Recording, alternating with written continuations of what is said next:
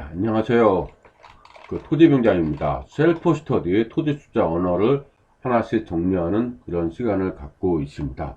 이번 시간에는 지난 시간에 못 다했던 공작물, 건축물, 구축물이 과연 또 어떻게 해석되는지 이때 보도록 하겠습니다. 지난번에 여기 해다가 별도를 뺀다고 했죠? 그렇죠? 먼저 요 내용부터 한번 보겠습니다. 이 내용 한번 보겠습니다. 보면은 그때 다루지 못한 것이 건축 여기서부터 요 내용 못 다뤘죠? 요 내용 한번 보고 건축물에 대해서 뭔지 좀 정리해 보도록 하겠습니다. 주택이었고 건축물과 건축 요거에 대한 내용 나왔습니다. 이게 뭔가 이렇게 봤죠? 건축과 건축물의 차이 무엇인가요? 앞서 잠깐 얘기했지만은 수업 시간은 상당히 당황합니다. 지난 시간 얘기했죠? 건축이라는 것은 신축, 증축, 개축, 재축, 이전을 말하는 것이 건축이에요. 이렇게 건축. 그러니까 요거는 별도로 또 얘기하는데 신축은 새로 짓고 증축한 거는 다시 리모델링, 재축 다시 짓는 거죠. 이전하는 거. 이게 건축이고 이 건축이라는 것은 건축물을 만들기 위한 하나의 행위죠. 이걸 통해서 결국은 뭐가 나오는 겁니까? 건축물이 나오는 겁니다. 이걸 해서 뭐가 나온다고? 건축물이 나오는 거죠. 이렇게 건축물이 나오는데 뭐 어떤 내용인지 건축물이 보겠습니다. 건축법 제2조에 보니까 뭐라고 나와 있냐면 건축물을 위한 이게 좀 이렇게 보이죠? 건축물에 뭐라고 나와 있냐면 건축물을 위한 토지에 정착하는 것, 그 정착이죠. 그 땅에 있는 거죠.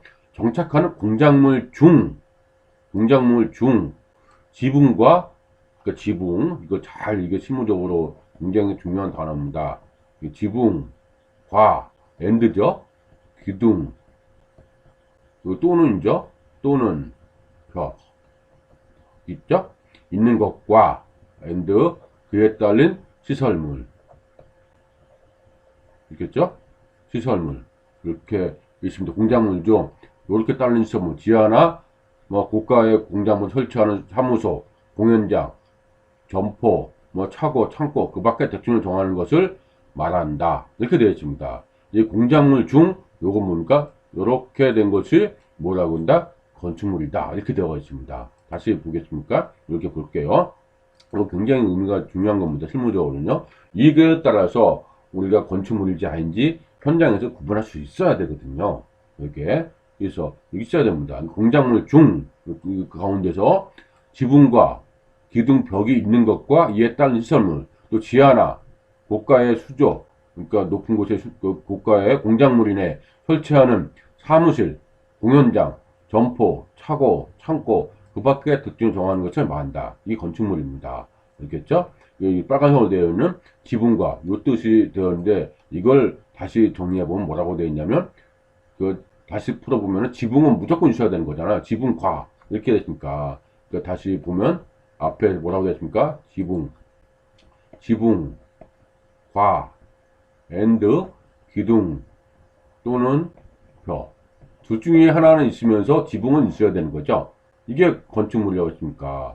그러니까 이거는 반드시 있는 거네요. 지붕이 없으면 건축물이 아니라는 거네요. 그렇게 해석하면 맞습니다. 알겠죠? 이렇게 했고요. 그러니까 지붕이 이렇게 있는 거죠. 그러니까 이렇게 기둥이 있거나 벽이 있거나 이렇게 양쪽 벽이 있잖아요. 이거는 벽이 있거나 이렇게 벽이 있죠. 이거 지붕이 이렇게 있고 이렇게 기둥이 있고 이건 지붕이 있지 않습니까? 이렇게 해서 지붕을 지지하는 벽, 기둥 이렇게 있어야 됩니다. 결국 무엇이 의미할까요? 지붕이 있어야 건축물이 하면 되지 않나요? 그러니까 지붕이 없으면은 건축물이 아니라고 그러는 거죠. 지붕이 없으면은 아니다. 실제 경매에서는 이게 굉장히 중요합니다. 실제 투자에서는 규정 있게 다루는 내용 중에 하나죠. 그러니까 실제는 이렇게 이해해야 되죠. 구분되시죠? 건축과 건축을 먼저 구분하셔야 됩니다. 이렇게 했고요. 그 다음에 다시 주택이란 건축물의 전부 또는 일부 그 부속 토지의 뜻은 건축물의 전부 또는 그 부속 토지. 그러니까 건축물 일부 부속 토지 무슨 뜻인지 아시겠죠? 그러니까 건축물의 이 건축물 땅 전부가 그 부속 토지까지가 주택을 하는 거죠. 주택은 건물만 주택이 아니라 그 부속 토지까지 딸림 토지까지 부속 토지까지 주택이다 이렇게 보시면 되겠습니다. 그래서 그 포탈을 찾아보니까 아주 좋은 그림이 나왔습니다. 건축물이 뭐라고 나왔냐면 건축물 정리가 해석 개념 보면은 일단 공작물 속에 공작물 중이라고 했으니까 공작물 맞죠? 그 다음에 도지의 땅에 정착해야 되고, 그 다음에 지붕이 있어야 되고, 그 자체로서 독립성이 있어야 됩니다. 그러니까 독립성이 있어야 되죠. 건축물이 하려면 사람이 상시에 머물 수 있는 구조를 된 것. 이게 건축물이라는 거죠. 건축물을 또 확장할 수 있는 것이 뭡니까? 이렇게 된 건축물이 아니라면 또 이상하죠. 이게 지붕이 없지 않습니까? 운동장인데 경기장. 지붕 없는 경기장은 건축물이 아니라면 그렇잖아요. 그러니까 조금 더 큰 것들은 건축물로 확장한다. 이 얘기죠. 건축물에 부족하는 시설. 그러니까 부족하는 시설이 있습니다. 이렇게 필연적으로 있는 시설. 그런 거는 건축물이다. 이렇게 봐야 되겠죠. 그 다음은 이제 공작물은 뭐라고 됐냐면 지붕과 이렇게 뭐라고 됐습니까? 건축물과 분리되어 설치된 공작물 중 건축물의 정의, 해석 개념 중 이 3번하고 5번의 개념이 뭐하고 3번, 5번이 뭡니까? 이거 볼까요? 3번, 5번 지붕하고 사람 하는 거. 요게 뭐가 되는 거? 3번은 지붕이고 사람 사는 구조냐? 이렇게 되어 있습니다. 그러니까 3번과 5번 요소가 모호하거나 없는 것. 특히 사람 상시 머물 수 있는 구조가 아닌 것은 공작물로 보는 거죠. 사람이 살 수 없는 것은 공작물로 본다. 이렇게 보면 됩니다. 이렇게 되어 있고요. 그러니까 이제 이런 고가수조. 잘못하면 위에 사람 사는 거지 아니잖아요. 그러니까 지붕이 있지만 그게 아니죠. 그 다음에 이제 6m가 넘는 굴뚝이라든지 장시탑이라든지 균형탑 이건 아니겠죠. 4m가 넘는 광고탑이라든지 아니면 8m 이하 기계 주차장이라든지 철탑이라든지 이런 건 전부 다 뭐라고요? 공작물이다 이렇게 보시면 될 겁니다. 이렇게 있죠. 그래서 이렇게 공작물이라는 개념까지 봤던 겁니다. 이렇게 봤고요. 이렇게 이거 봤는데 요것까지 개념을 받고 이제 우리가 또 이제 앞에 보면은 이 공작물하고 구축물 개념을 한 번 더 이제 살펴보도록 할 겁니다. 이렇게 요거 클릭을 하면 이게 이제 따로 제가 그것도 정리했습니다. 공작물, 건축물, 구축물을 구분하시나요? 이렇게 됐습니다. 구분을 하실 수 있어야 됩니다. 용어니까 이런 언어들이 용어니까 구분할 수 있어야 됩니다. 뭐라고 그랬냐면 다른 개념입니다. 건축법상에서 앞서 좀 봤죠? 이렇게 좀 다른 개념 건축법 봤습니다. 그래서 건축물을 위한 토지에 정착한다고 했죠? 공작물 중 지붕과 있는 거 금방 봤죠? 요 내용에 딸린 시설물 이렇게 정리되어 있습니다. 구축물은 뭐라고 되어 있습니까? 다시 구축물은 건축물이 아닌 그렇죠? 건축물이 아닌 모든 공작물을 말합니다.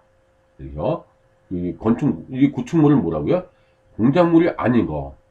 그러니까 건축물이 아닌 거. 공작물 중. 그러니까 공작물이 훨씬 더 범위가 넓겠죠? 그러니까 이 제가 보면은 여기다가 제가 해볼까요? 여기다 보면 공작물이 이렇게 있어. 공작물이 있고 훨씬 더 그 중 이 건축물이 있겠죠? 건축물.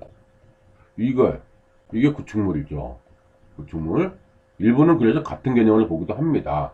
건축물만 따로 있고 구축물이나 공작물이나 같은 개념으로 해석하시는 분도 꽤 있죠. 그렇게 실제로 보기도 합니다. 이렇게 나와 있고요. 그래서 그렇게 되어 있고 구축물을 위한 용어는 회계학적 측면에서 나온 거면서 댐, 수로, 펌프시설, 양수장, 방화벽, 옹벽, 뭐 수전을 위한 자가발전시설, 뭐 이렇게 뭐 여러 가지 철탑, 뭐 이렇게 배전 이렇게 해서 건축물로 분류되지 않는 공작물을 구축물이다. 이겠죠. 이해되시죠? 그럼 공작물이라는 것은 맞습니다. 건축물과 구축물을 합한 거죠. 범위가 더 훨씬 더 넓은 개념입니다. 이렇게 보시면 될 것 같아요. 뭐 구체적으로 따진다면은 근데 실전에서는 건축물과 뭐라고 했습니까? 건축물과 공작물로 이렇게 구분합니다. 그러니까 딸을 놓이겠죠. 딸을 이렇게 건축물이 아니면 공작물 같은 개념인데 이렇게 실전으로는 공작물 그 다음에 건축물 이렇게 있습니다. 구축물이라는 개념보다는 그냥 공작물로 많이 쓴다 이렇게 보시면 되겠죠. 이렇게 보시면 되겠습니다. 시행령을 보면은 옹벽 등의 공작물의 준용